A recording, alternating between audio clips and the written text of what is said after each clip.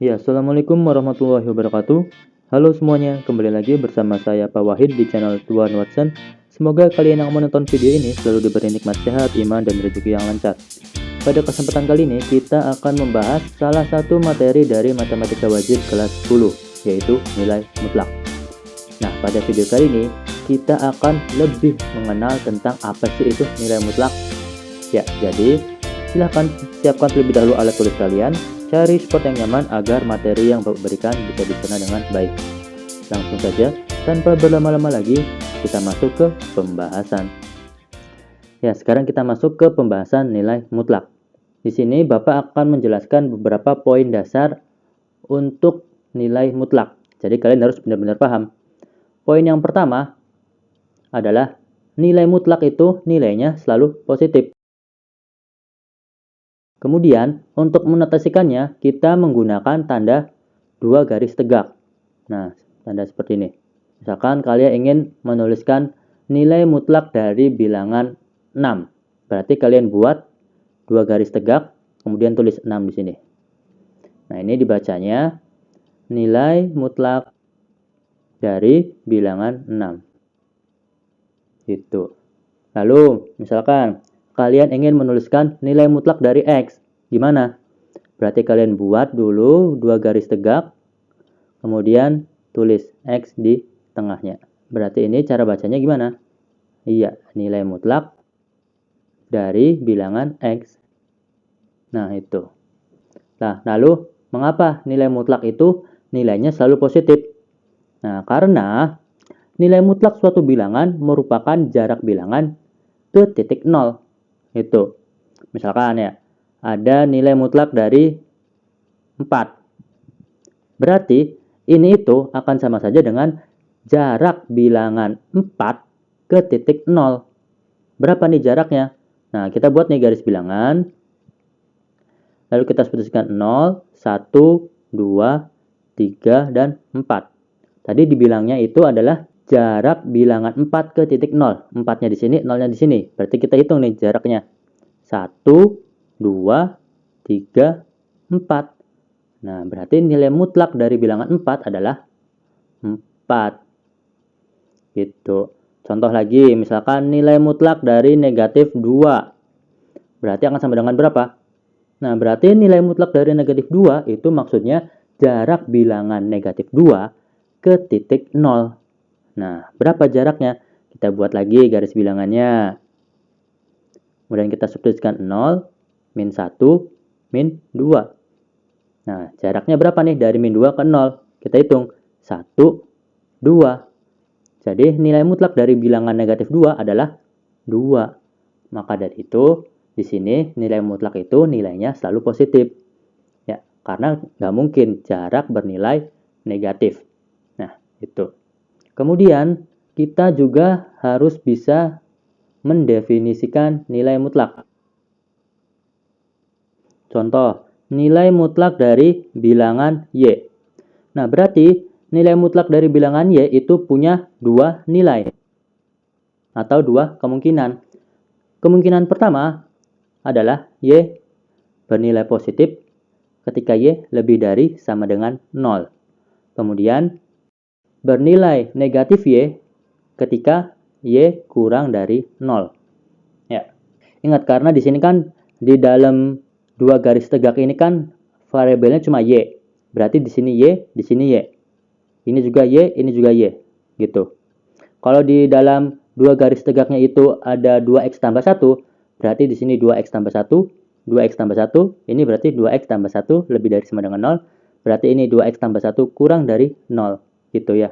Jadi kalian lihat dulu nih, yang ada di dalam dua garis tegaknya ini apa? Gitu. Nah, misalkan contoh lagi, nilai mutlak dari bilangan M. Berarti ini juga punya dua nilai atau dua kemungkinan, yaitu bernilai positif ketika M lebih dari sama dengan 0 dan bernilai negatif M ketika M kurang dari 0. Gitu. Nah, misalkan nilai M-nya ini kita ganti dengan 2. 2 itu kan lebih dari 0 ya. Berarti kita pakai yang ini. Nah, kalau nilai M-nya ini kita ganti dengan negatif 2. Negatif 2 kan kurang dari 0 ya. Berarti kita pakai yang ini. Jadi kan negatif, negatif 2. Negatif kali negatif hasilnya positif. Berarti sini jadinya positif 2. Nah, itu. Maka dari itu nanti nilainya selalu positif. Kemudian kita coba lagi, contoh lagi. Misalkan nilai mutlak dari bilangan X ditambah 1. Berarti ini juga mempunyai dua kemungkinan. Kemungkinan yang pertama adalah X ditambah 1 ketika X lebih dari sama dengan min 1. Kemudian negatif X ditambah 1 ketika X kurang dari min 1. Lah Pak, ini dapat dari mana X lebih dari min 1-nya? Nih, dari sini nih. Kita lihat. Di sini kan di dalam dua garis tegak ini ada bilangan X tambah 1. Kemudian tadi notasinya itu apa? Lihat. Lebih dari sama dengan 0 ya. Berarti di sini X tambah 1 lebih dari sama dengan 0. Berarti nilai X lebih dari sama dengan berapa? Iya, ini pindah ruas ya. Berarti min 1. Gitu. Kemudian untuk yang di bawah, kita lihat sini. Yang di dalamnya itu X ditambah 1. Kita tulis lagi. Nah, kalau yang di bawah itu tandanya kurang dari 0. Berarti nanti nilai X kurang dari min 1. Nah, itu. Berarti X lebih dari sama dengan negatif 1 itu munculnya dari sini nih. Nih, munculnya dari sini. Sedangkan X kurang dari min 1 munculnya dari sini nih. Nah, itu asal-usulnya. Ya, jadi jangan sampai bingung. Wah, ini muncul dari mana nih? X lebih dari sama dengan min 1. Nih, dari sini. Dari sini. Ini X kurang dari min 1 dari mana? Nih, dari sini juga. Nih, jadi lihat prosesnya ya. Satu lagi deh, biar kalian paham definisi nilai mutlak. Misalkan ada nilai mutlak dari 2X ditambah 1. Nah, ini kan berarti gimana? Iya, betul. Berarti ini kan ada dua kemungkinan ya. Kemungkinan yang pertama itu adalah 2X tambah 1 yang bernilai positif. Ketika X lebih dari sama dengan berapa? Iya, negatif setengah.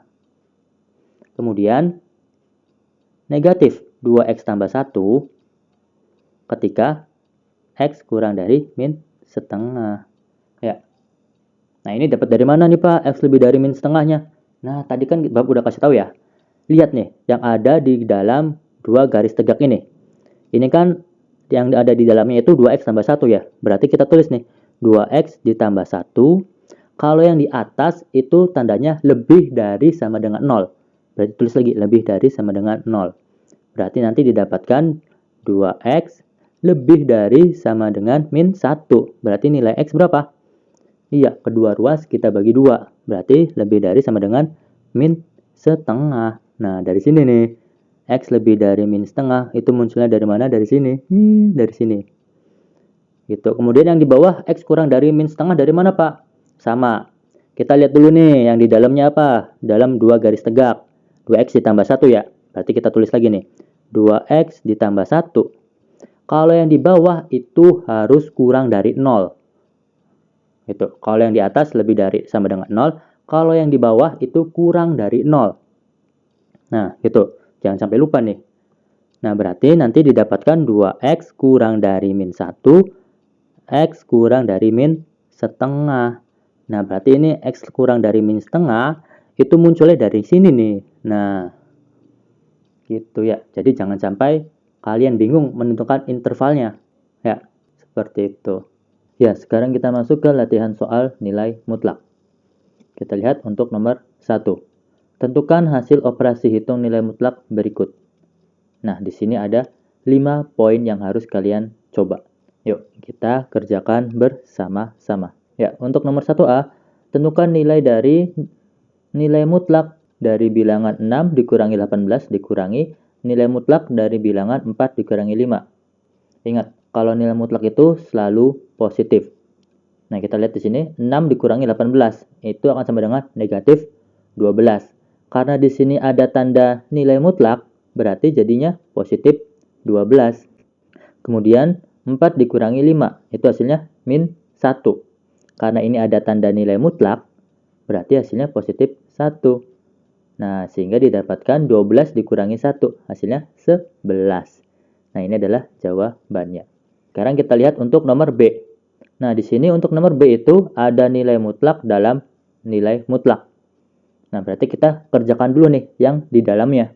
Di sini nilai mutlak dari bilangan 4 dikurangi 6 dikurangi nilai mutlak dari 12 dikurangi 5. Kemudian ada nilai mutlak lagi ya.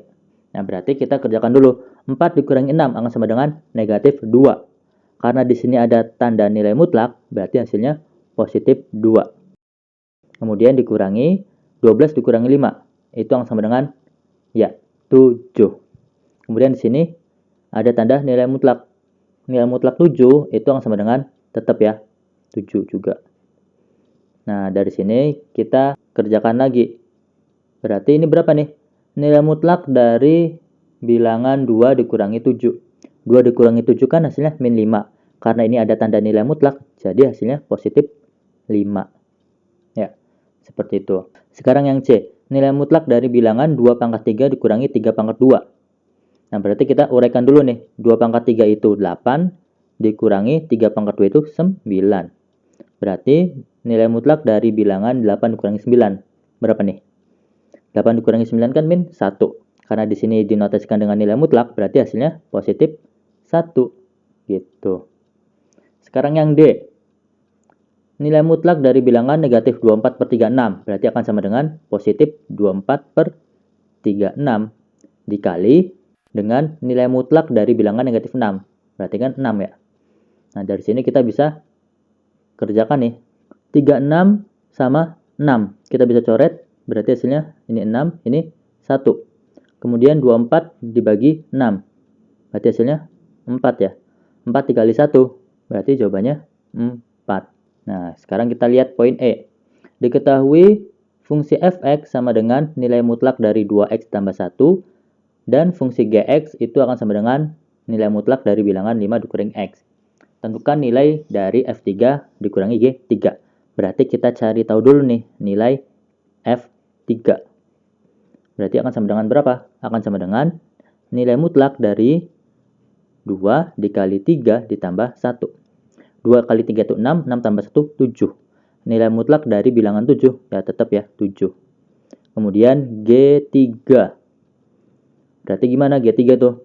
Ya, kita substitusikan nilai X sama dengan 3 ke persamaan Gx. Berarti nilai mutlak dari bilangan 5 dikurangi 3. 5 kurangi 3, 2. Nilai mutlak dari bilangan 2, ya tetap ya, 2. Nah, berarti yang ditanyakan adalah F3 dikurangi G3. Berarti F3-nya itu 7, dikurangi G3-nya itu 2. 7 kurangi 2 itu 5. Nah, ini jawabannya. Nah, misalkan Bapak tambah nih pertanyaannya. Kalau pertanyaannya itu G3 dikurangi F3, itu hasilnya berapa? Iya, G3-nya itu kan 2, dikurangi F3-nya 7. 2 kurangi 7 berarti min 5. Betul. Nah, kalau satu lagi deh. Misalkan nilai mutlak dari G3 dikurangi F3. Ini berapa? Nah, berarti berapa? Berarti kan nilai mutlak dari bilangan G3-nya itu 2, dikurangi F3-nya itu 7. Nah, berarti ini nilai mutlak dari bilangan 2 dikurangi 7. 2 dikurangi 7 kan min 5. Karena ini ada tanda nilai mutlak, berarti jadi hasilnya positif 5. Nah, sekarang kita masuk ke latihan soal nilai mutlak nomor 2. Definisikan nilai mutlak berikut. Yang pertama itu adalah nilai mutlak dari bilangan X dikurangi 6. Berarti nilai mutlak X dikurangi 6 itu ada dua kemungkinan ya. Kemungkinan yang pertama adalah X min 6 untuk X lebih dari sama dengan 6. Kemudian min X min 6 untuk X kurang dari 6. Nah, ini dari mana X lebih dari 6? Dari sini nih. Ingat, ini kan yang di dalam dua garis tegak ini kan X min 6 ya. Kita tulis lagi. X min 6. Nah, sekarang kita cari untuk bagian atas ya. Berarti kalau untuk bagian atas itu tandanya adalah lebih dari sama dengan 0. Berarti ini kan nanti pindah ruas ya 6-nya. Berarti X lebih dari sama dengan 6. Nah, ini. Jadi nilai X lebih dari sama dengan 6 itu muncul dari sini. Ya. Kemudian X kurang dari 6. Ini dapat dari mana, Pak?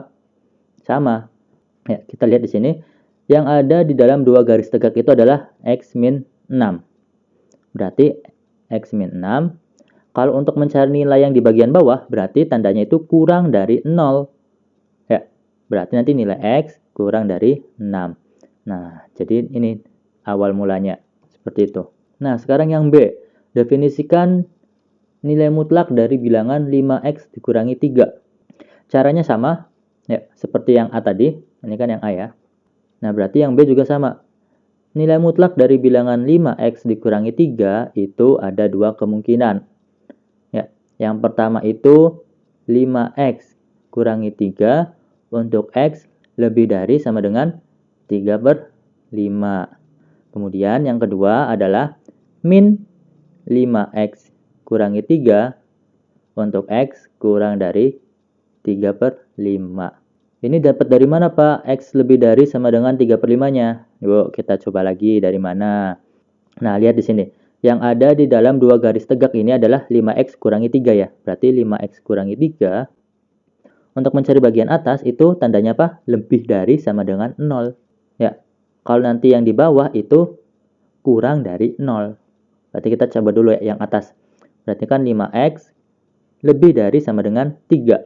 Berarti X lebih dari sama dengan 3/5. Nah, ini sama kan hasilnya? Set. Nah, sekarang kita cari interval untuk yang bagian bawah.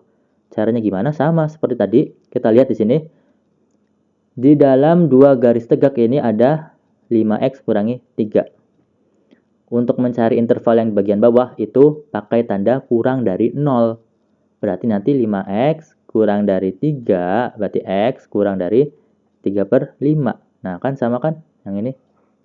Tuh. Seperti itu. Ya. Nah, sekarang yang C. Gimana nih yang C? Nilai mutlak dari bilangan setengah X dikurangi 3. Nah, berarti untuk yang C itu nilai mutlak dari bilangan setengah X dikurangi 3. Berarti kan itu ada dua kemungkinan ya. Yang pertama itu adalah setengah X dikurangi 3 untuk X lebih dari sama dengan 6. Kemudian min setengah X kurangi 3 untuk X kurang dari 6. Nah, seperti itu ya. Jadi inilah definisinya. Nah, kalian harus sudah bisa ya. Ini interval ini dapat dari mana? Interval ini dapat dari mana ya? Caranya sama seperti yang B sama yang A. Ya, silakan kalian putar ulang kembali video ini. Jika ada yang ditanyakan, kalian bisa langsung tanyakan ke Bapak. Kalian juga bisa cari sumber atau referensi lainnya agar wawasan kalian semakin bertambah. Jika video ini dirasa bermanfaat, kalian juga bisa share ke teman-teman kalian agar teman-teman kalian juga bisa mengerjakan soal-soal seperti ini. Terima kasih atas perhatiannya. Tetap semangat dalam menjalani PJJ. Tetap jaga kesehatan. Wassalamualaikum warahmatullahi wabarakatuh.